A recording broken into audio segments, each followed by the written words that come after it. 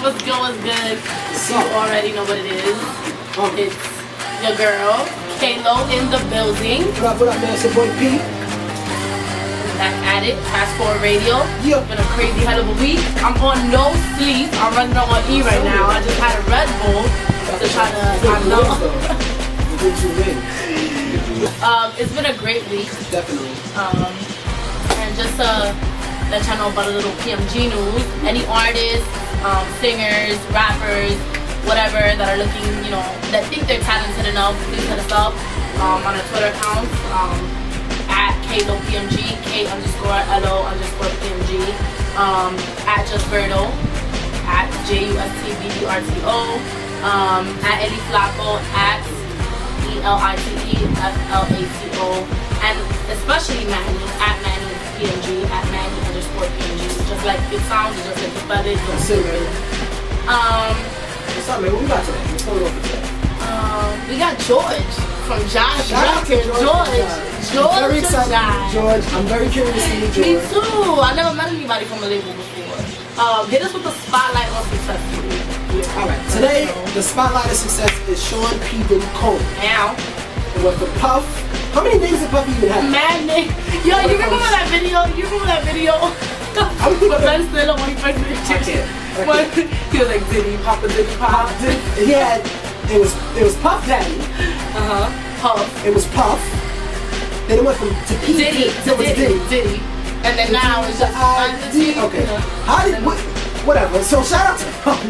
Nah, but he, whatever, with all the name change and the corny stuff. Puffy is still ill. Yeah, like he's making money, can't nobody say nothing. If he would just stop rapping or whatever, because he needs to stop. Here's the thing. I could deal with a little bit of Puffy at a time, of course.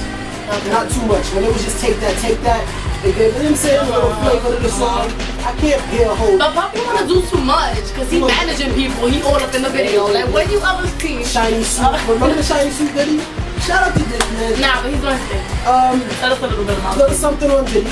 Sean Puffy Combs was actually born in a housing project in Harlem. I knew he was from New York. I didn't know he was from a project. Son of Chinese, which is a model and a teacher. He actually started off as an intern with his fly. He got really big. He went to Howard too, so he dropped out. He dropped out? Yeah. Shout out. Maybe you were dumb for getting whole education. Right? Paying for nah, go to school.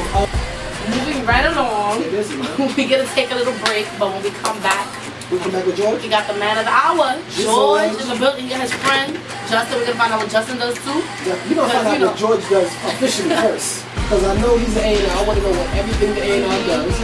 How you even get to be that? Because maybe I want to be that. But we're gonna find out what George does. We're gonna find out if he's under a lot of pressure. You don't look like he's under pressure.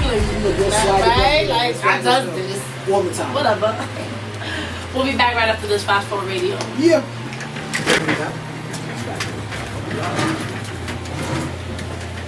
What's up? What's up? What's going on? You already know what it is. It's Fast Forward Radio. It's your girl Kalo. Fast Forward.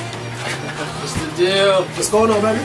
So Westbury was good. Yeah. I ain't been back in Westbury in a minute. You used to go to school here? No. When I came out of college, I went to a college in Connecticut, a school called Post University. When I came back home, I got really into the music thing, and I knew colleges was the way to go. I knew college market, college demo. You know what I mean? Kids love music, and anything that touches a college campus, it just spreads like wildfire. So true. I was everywhere in Long Island. I was at Westbury, the state of St. John's, pretty much the whole college movement in like 2006, 2007. Yeah, I was up and down the LIE, up and down the Southern State, everywhere. Nice. So we was good money. I ain't gonna hit back here in a minute, but it feels good though. Feels good. Appreciate you guys. Appreciate you coming over here to see little. Nah, but introduce yourself. Yeah. Let us know who you are. My friends call me George. You know what I mean? Other people call me Promo Kid. Pick one. That's what I usually say. Okay. You know what I mean? Work at Jive Records from Brooklyn, New York. You know what I mean? Just a regular kid, just trying to work, just trying to make it. You know what I mean? It's my buddy Justin Rose, producer extraordinaire. You know what I mean? From Queens, living in Brooklyn now. Just working hard, man. So, George, if you don't mind asking, yes. How old are you? I'm 26 years old. You know, we were born in 1984, baby. 1984, the golden era.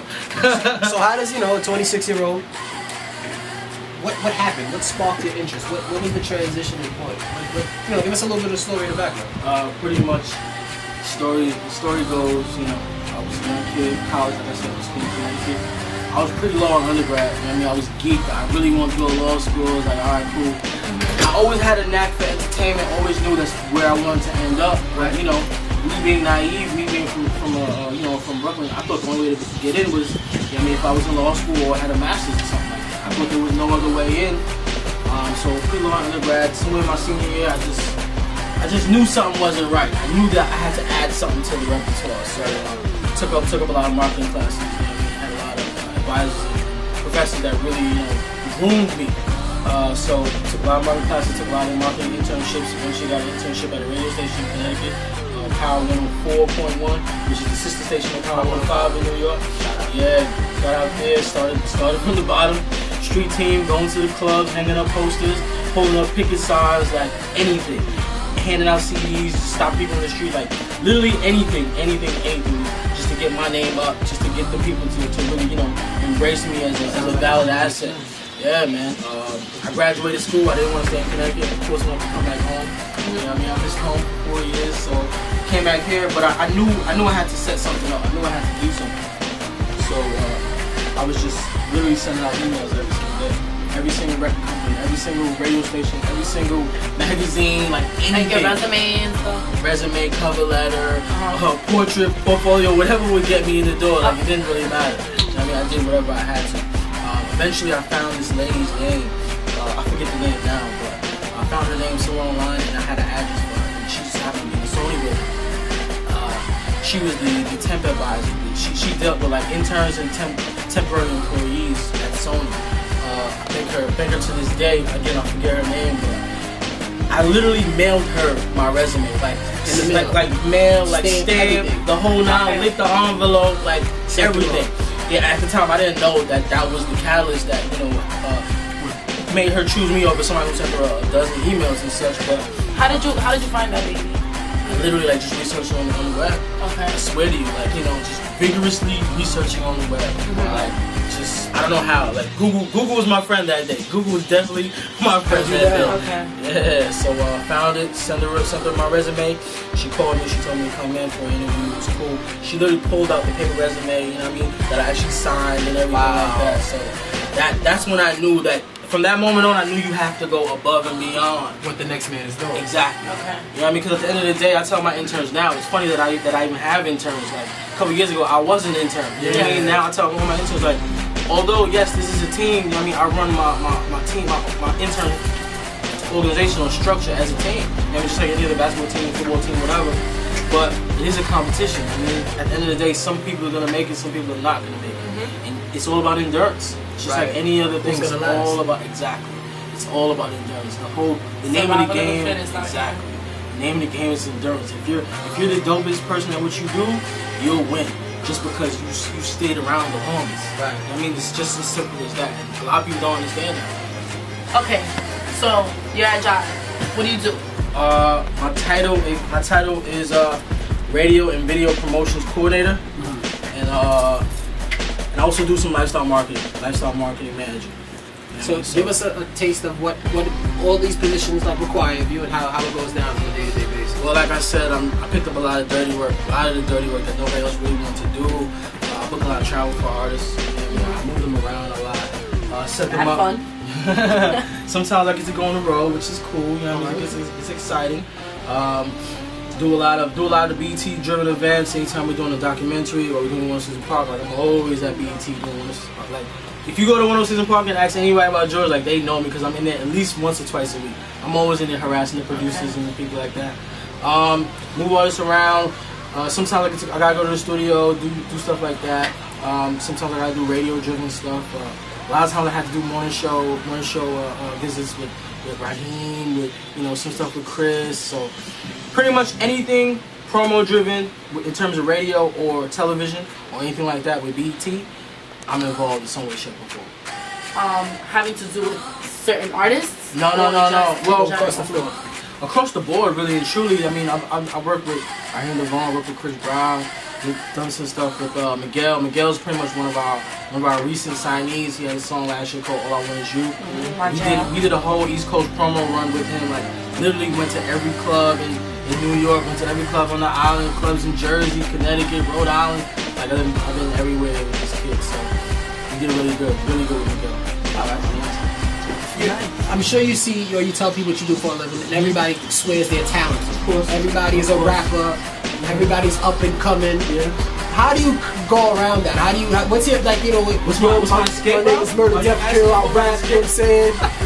I'm buzzing in the streets. I got a Facebook page. I got like 3 whole songs. Like, how do you? Well, really and truly, I tell you know what I'm saying? It'd be like that.